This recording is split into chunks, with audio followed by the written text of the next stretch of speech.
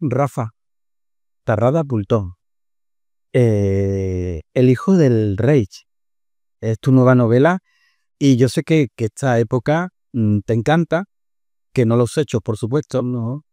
Y en El hijo del rey hay muchos ingredientes y hechos. Algunos de ellos imagino que ha sido el germen para comenzar a escribir esta historia, ¿no? Sí, mira, el germen para esta historia es la fascinación. Yo me centré mucho en cómo estaba Inglaterra en esta época, ¿no? Por un lado, descubrí la fascinación de algunos aristócratas ingleses por el nazismo y cómo iban a Alemania a conocer lo que estaba pasando, cómo lo veían, cómo se quedaban impresionados y fascinados realmente por lo que estaban viendo allí. Y por otro lado, una vez empieza la guerra, cómo esta fascinación se diluye rápidamente y empieza otro sentimiento común, que es el sentimiento de tenemos que resistir, tenemos que sacrificarnos, va a ser durísimo, pero lo vamos a lograr, ¿no? Entonces yo el esfuerzo de guerra del Reino Unido, sobre todo en el año en el que se quedan solos, año y pico que se quedan solos frente a Alemania, que se ha comido ya a media Europa y parece que no tiene freno, me parece increíble, me parece muy, muy bonito y quería una historia ambientada en esta parte. Porque estamos hablando de Inglaterra y hay algo que aparece en tu libro al principio y lo demuestra uno de los personajes, que es Unity. Sí, Unity. Sí, Y es ya, que, perdona, es que pocos saben, Julio, pocos saben que había muchísima simpatía por parte de muchos ingleses sobre las ideas de Alemania. claro, piensa, o sea, todo siempre cuesta mucho imaginárselo ahora, pero hay que ponerse en esa época. Y si tú eres un aristócrata inglés, estabas viendo a los aristócratas rusos vagar por Europa sin tener donde caerse muertos después de haber sido una de las clases más poderosas del mundo, ¿no? Y entonces, la Revolución Rusa, ¿no? Y la familia imperial rusa asesinada, que además la familia imperial rusa era prima hermana de los reyes de Inglaterra, primos hermanos de del Kaiser de Alemania.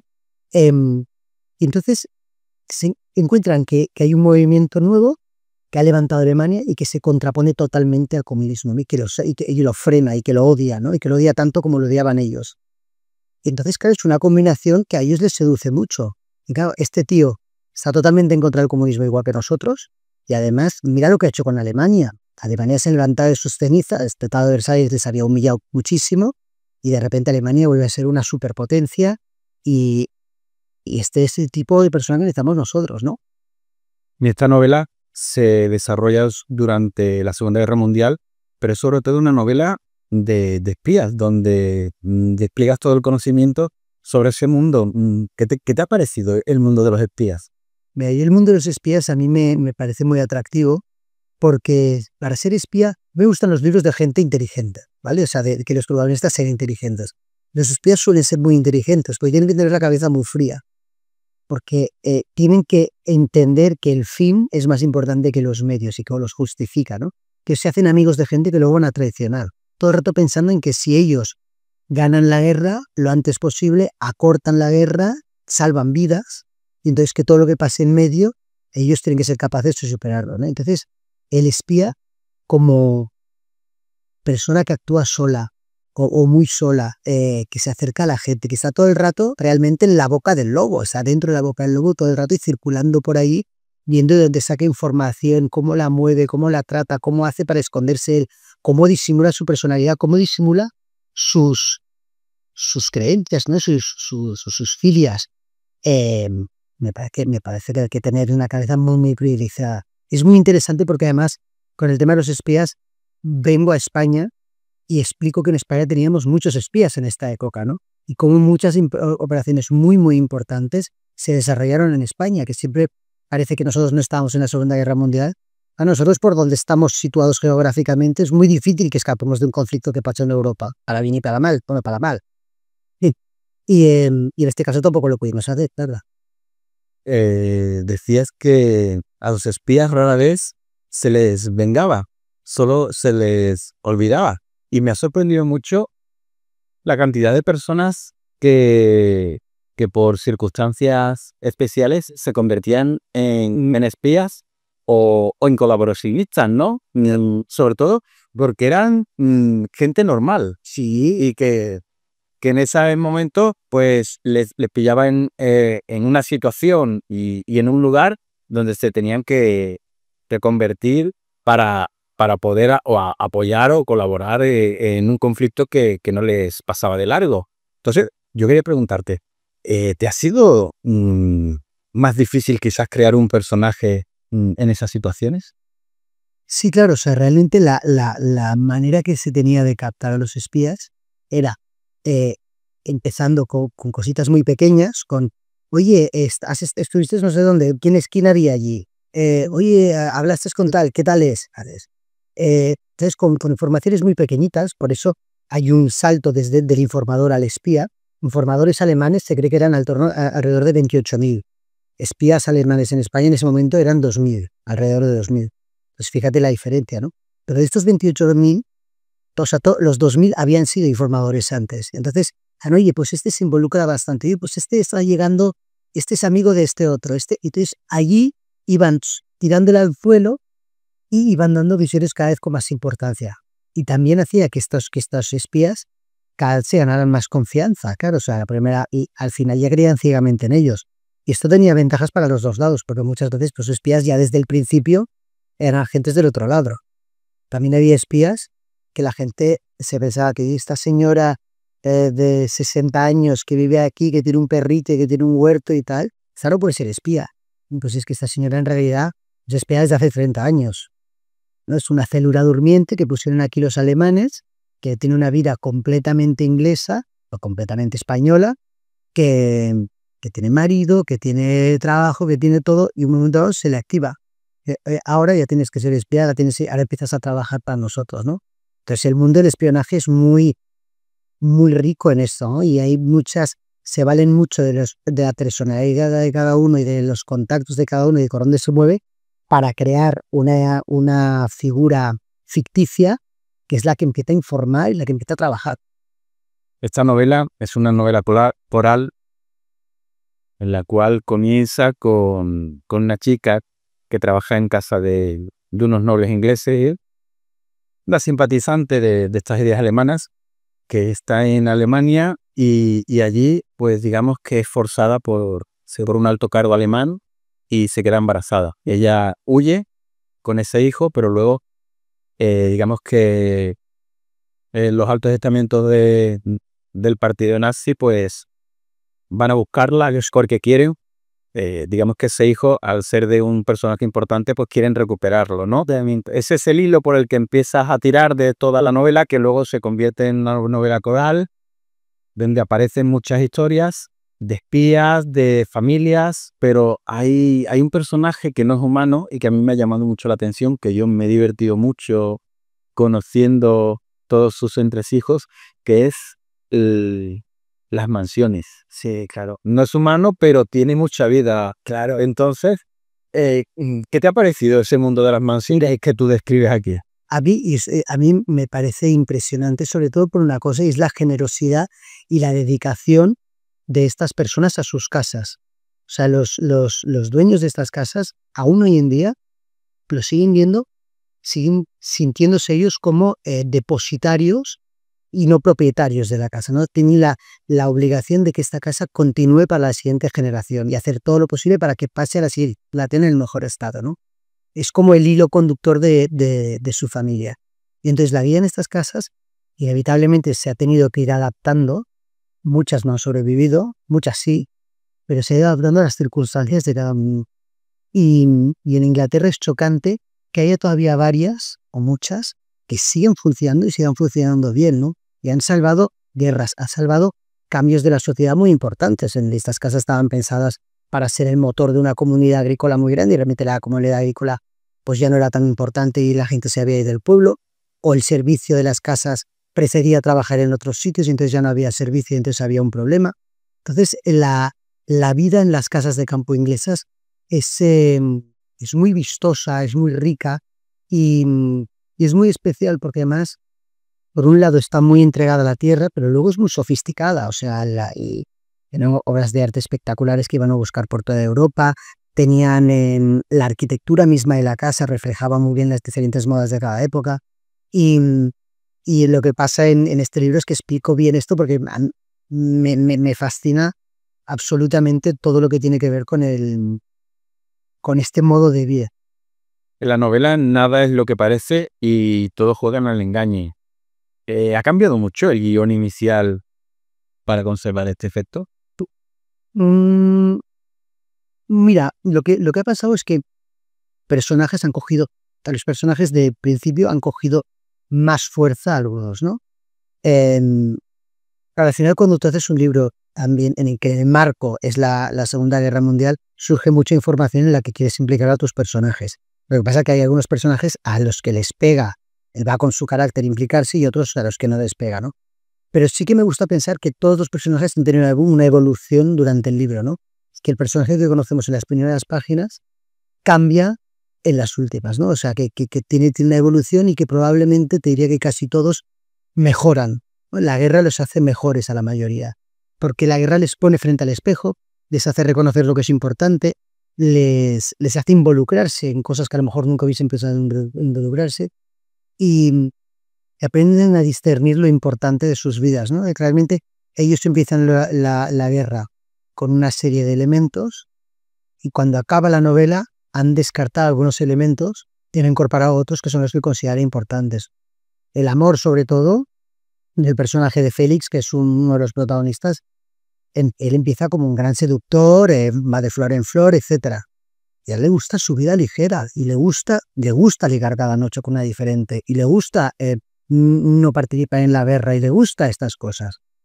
Pero a medida que avanza la novela, él se da cuenta que su felicidad viene de entregarse más a los demás, de entregarse a una causa y de entregarse a un amor mucho más complicado, una chica que se enfada con él, que a la que tiene que agasajar, a la que tiene que esconder, a la que tiene que hacer muchas cosas, pero descubre que es lo que vale la pena, ¿no?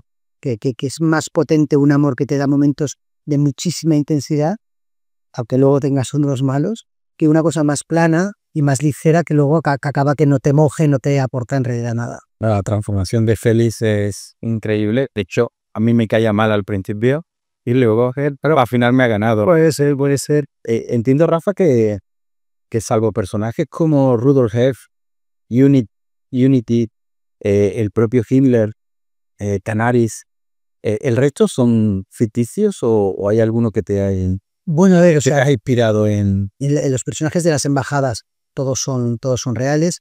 El personaje de Unity en realidad le cambio el apellido porque no es, o sea, está inspirado en Unity Mitford, pero no tiene, o sea, yo no conozco lo suficiente de la vida de Unity Mitford como para poder hacer un libro sobre ella, ¿no? Entonces es un personaje que está basado, está inspirado a lo mejor, pero no tanto. El resto, a ver, yo me esfuerzo mucho en que el entorno sea muy real, muy real. Es la documentación es muy exhaustiva y cuando digo que ha habido un bombardeo el día 6 de junio en Eaton Square es porque lo hubo. Cuando digo que montaron un refugio y se murieron 6 niños dentro y tal, no sé qué, es porque pasó esto, ¿no? O sea, entonces los datos alrededor de la vida de los personajes son muy reales, pero los personajes, los protagonistas son ficticios. Hay un tema por el cual merece mucho la pena leer la novela, aparte de prácticamente de todo, ¿no? Todo es muy interesante, la trama, los datos, la historia, los personajes, pero hay uno que quizás yo lo pondría como carta de invitación a que lean la novela, y es la Operación Aquila, ¿no? Sí. Esa, digamos, plan para un posible problema con la guerra. Sí, un plan de fuga. Un plan de fuga para los alemanes, ¿no? Esto es una cosa muy interesante que pasó mucho. Porque es que tiene, perdona, de ahí se pueden sacar cientos de historias. Claro. Mira, había 3 grandes rutas de ratlines. Se llamaban ratlines porque la gente lo hemos traducido al español mal como rutas de ratas, las rutas de escape. La ratline realmente es la escalera por la que se trepa al palo mayor. Entonces es el último recurso cuando el barco se está hundiendo, ¿no? Entonces los ingleses llamaron a estas rutas de escape ratlines. Entonces había tres grandes rutas. Una era por Escandinavia, una era por el Vaticano, la más potente, casi la mayoría se escapaban por el Vaticano les cambiaba los papeles y les daban el pasaporte de la Cruz Roja y con eso ya volaban. Y la tercera era por España, por razones obvias, por cómo estaba nuestro país, neutral pero un poco amigo, ¿no? Y entonces a Félix lo que le encargan, Félix tiene memoria fotográfica y ha viajado muchísimo, conoce todo el mundo, y entonces lo que le encargan es, es la salida de una familia alemana por si pasa algo. Entonces lo organiza todos los pasos.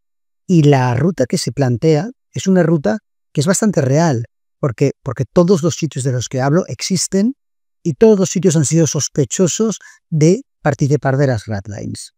Al final, las Canarias eran un punto muy, muy bueno, son unas islas que ahora son mucho menos remotas, pero en ese momento muy poco comunicadas, muy remotas, españolas y perfectamente encaradas ya para ir de Sudamérica. Galicia, fantástico, una costa muy larga, el norte en realidad casi, la costa cantábrica, una costa muy larga, llena de calas, llena de rías, etc. Cuando habla de los monasterios, pues había sacerdotes que estaban muy concienciados con lo que había pasado en la Guerra Civil Española y la salvaje matanza que hubo de clérigos. Entonces estaban muy en pro de todo lo que no tuviera que ver con los comunistas. Entonces también eran... Entonces, al final, este chico les monta una ruta bastante real de escapada a Sudamérica. Y en Sudamérica muchos se iban a...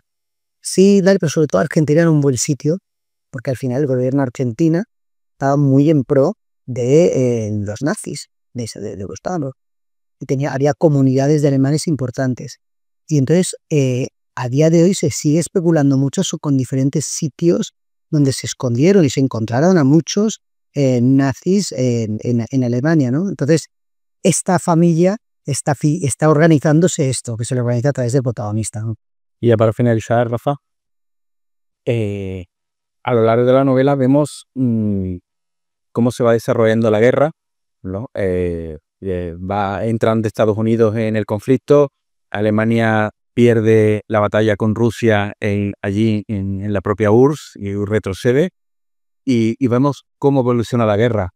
Muchas sombras, muchas circunstancias dramáticas, pero hay algo que no falta en la novela y es el amor que, digamos, que se palpa, como arroja luz sobre tanto drama, ¿no? Sí, a ver, yo creo que, siempre lo digo, en las situaciones extremas los sentimientos surgen con muchísima más fuerza y el amor, sin duda, al final el amor, si lo piensas, es la motivación de todo, incluso casi de las quejas, el amor de un dictador a una zona del mundo que ambiciona, ¿no? El amor del otro lado de la gente a defender su casa o defender a su familia o defender a su país, y el amor personal de pareja en las guerras surge con mucha virulencia porque al final tienes todo a perder, ¿no? Entonces aprovechas cada momento y las personas que se encuentran en este libro y la historia de amor que sucede en este libro es un amor inesperado, es un amor de dos personas muy diferentes, de entornos muy diferentes, pero que tienen en común una cosa, es que los dos están metidos en una guerra en la que se han implicado de manera voluntaria, a pesar de que no es una guerra suya. Al final la guerra mundial es una guerra de todo el mundo, pero son dos españoles que están luchando en la Segunda Guerra Mundial porque creen que el mundo será más justo si pierde Alemania. Entonces es muy bonito el encuentro de estas dos personas que son tan diferentes, que vienen de entornos tan diferentes, pero que irremediablemente se enamoran porque están los dos en una situación en la que el amor es urgente, ¿no? El desarrollo de lo que sienten dentro no puede esperar. Y me parece muy bonito porque en la guerra, a pesar de todo, muchas veces también ha surgido mucho el amor. Hay amor por un hijo, amor por un país, amor por una casa también, efectivamente, amor por una mujer, amor por unos ideales. Hay amor. Oye, pues Rafa, muchísimas felicidades por la novela. Creo que ya quien no te tenga como autor de referencia a la hora de que saques un libro y ya vaya corriendo a buscarlo, es porque todavía no te has leído. Bueno, sé que tiene que adaptarse, a ver qué parece. A mí me convenciste desde el comienzo. Bueno, muchísimas gracias, qué ilusión.